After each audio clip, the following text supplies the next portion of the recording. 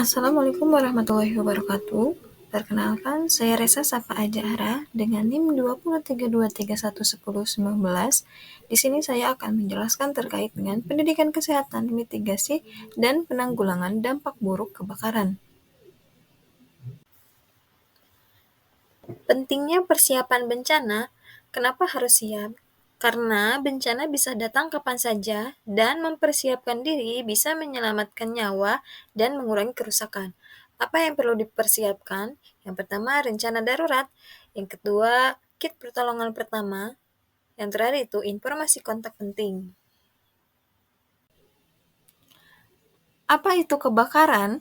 Kebakaran adalah api yang muncul di tempat yang tidak diinginkan dan dapat merugikan juga sulit dikendalikan. Sumber dari kebakaran yaitu konsleting listrik, kebocoran tabung atau kompor gas, puntung rokok, dan cuaca panas.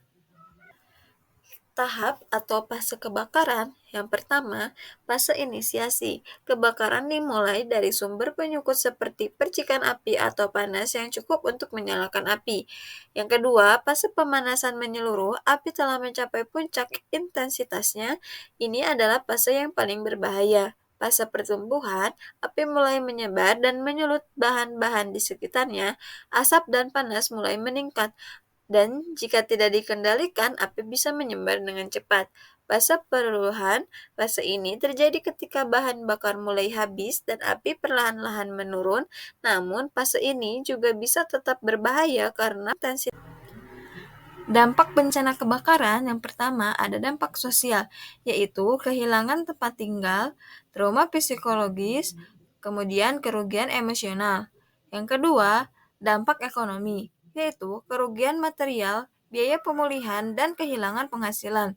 Yang ketiga, dampak kesehatan, yaitu cedera fisik dan masalah pernapasan. Kemudian, dampak lingkungan sekitar menjadikan kerusakan lingkungan lokal, kemudian terjadinya polusi udara dan pencemaran air.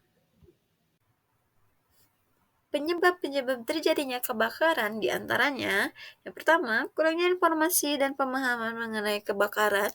Yang kedua, kelalaian manusia atau kesalahan manusia seperti instalasi listrik yang tidak sesuai standar, lupa mematikan kompor sebelum meninggalkan rumah, membuang puntung rokok sembarangan, dan lain sebagainya. Yang ketiga, tindakan sengaja, misalnya pembakaran hutan untuk membuka lahan, membakar sampah secara sembarangan, dan sebagainya.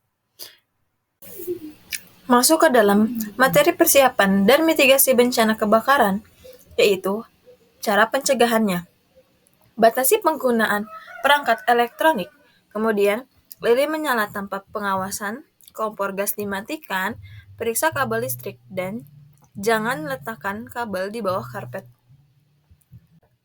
Untuk penanggulangannya, yang pertama, tetap tenang saat kebakaran terjadi, gunakan APAR, alat pemadam api ringan, atau karung basah untuk kebakaran kecil. Yang selanjutnya, matikan saklar listrik utama jika kebakaran akibat konsleting.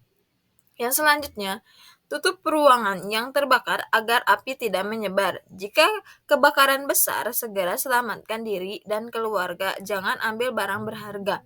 Hindari menghirup asap berjalan, merangkak, dan tutupi hidung dengan kain basah. Periksa pintu dengan telapak tangan untuk mengetahui suhu. Cari jalur keluar aman jika pintu panas. Latih evakuasi kebakaran. Hubungi pemadam kebakaran di nomor 112 jika api sulit dikendalikan.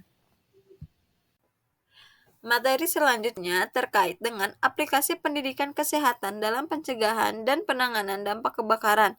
Tujuannya untuk meningkatkan kesadaran dan keterampilan atau kesiapan masyarakat dalam menghadapi risiko kebakaran. Pendidikan pencegahan kebakaran yaitu identifikasi risiko bencana, materi edukasi, dan metode penyuluhan komunitas, pelatihan penggunaan alat pemadam api ringan atau APAR, rencana evakuasi keluarga, membantu keluarga membuat peta evakuasi rumah. Untuk implementasi teknologi dalam pendidikan kesehatan, aplikasi mobile berbasis ponsel, panduan pertolongan pertama, video simulasi langkah evakuasi, pengingat infeksi alat deteksi asap. Kemudian, platform digital, webinar atau e-learning untuk edukasi keluarga, media sosial untuk alat menyebarkan informasi secara luas. Aplikasi pendidikan kesehatan selanjutnya, dukungan pasca kebakaran yaitu pendidikan utama keluarga mengenali gejala trauma psikologis seperti kecemasan atau gangguan tidur, metode workshop tentang teknik manajemen stres.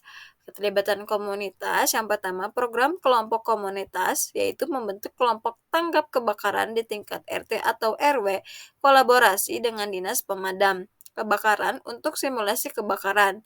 Yang kedua, sekolah dan pendidikan anak, edukasi anak-anak tentang bahaya kebakaran melalui permainan edukatif, latihan evakuasi kebakaran di sekolah. Pemberdayaan masyarakat dalam menghadapi bencana kebakaran. Yang pertama, edukasi dan pelatihan pencegahan kebakaran, yaitu meningkatkan pengetahuan masyarakat tentang bahaya kebakaran dan langkah-langkah pencegahannya.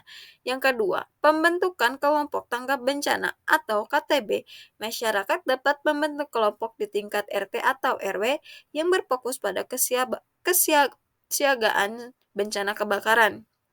Yang selanjutnya, penyediaan infrastruktur pencegahan kebakaran, yaitu fasilitas pencegahan di komunitas dan sistem peringatan dini.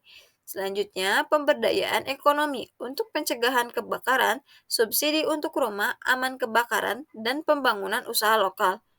Yang selanjutnya, dukungan psikologis kebakaran, pemulihan psikologis korban, dan pemulihan ekonomi. Monitoring dan evakuasi, yaitu penilaian risiko secara berkala dan evakuasi. Untuk materi yang terakhir yaitu evidence based practice atau EBP pada keperawatan bencana kebakaran. Yang pertama, identifikasi risiko dan pencegahan, yaitu edukasi masyarakat tentang penggunaan alat deteksi asap, pelatihan penghuni rumah tentang langkah-langkah evakuasi darurat, infeksi peralatan listrik secara berkala. Yang kedua, respon darurat keperawatan, menilai tingkat cedera akibat luka bakar, yaitu derajat 1, 2, dan 3, memastikan saluran nafas pasien tetap terbuka karena inhalasi asap sering terjadi. Perawatan luka bakar seperti pendinginan luka bakar dengan air mengalir 10-15 menit, manajemen nyeri, dan pencegahan infeksi, kemudian memastikan pasien menjauh dari sumber bahaya. Selanjutnya, pemulihan psikologis, konseling psikologis untuk mengelola PTSD, teknik manajemen stres seperti terapi perilaku kognitif. Selanjutnya, pelatihan perawat dan tim kesehatan, pelatihan simulasi dan protokol tertulis. Kemudian yang terakhir, kolaborasi tim multidisiplin, kolaborasi dengan pemesan kebakaran, tim media darurat.